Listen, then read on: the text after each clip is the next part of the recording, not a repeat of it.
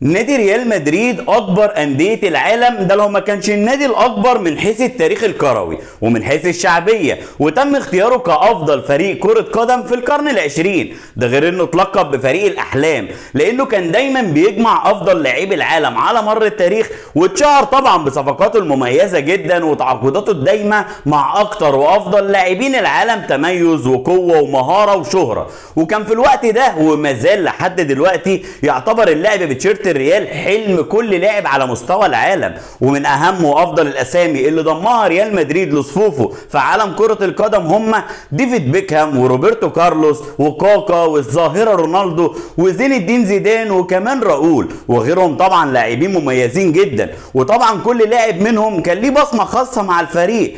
ده طبعا غير ان استمتع عشاق الفريق الملكي بسنوات وسنوات باسطوره من اساطير كره القدم الجديده وهو كريستيانو رونالدو، واللي كان ليه دور كبير جدا بسبب عدد اهدافه الكتيره جدا اللي محطم بيها الارقام القياسيه كلها، وبسبب عدد الالقاب اللي حققها اللاعب اذا كانت القاب فرديه او القاب جماعيه. لكن دلوقتي السؤال الاهم، مين هو الهداف التاريخي لريال مدريد من ما بين كل الاساطير اللي انا اتكلمت عنها دي؟ وبيتصدر كريستيانو رونالدو قائمة هدافين ريال مدريد على مر التاريخ لانه قدر يسجل 450 هدف، مش بقول لكم محطم الارقام القياسية في الاهداف.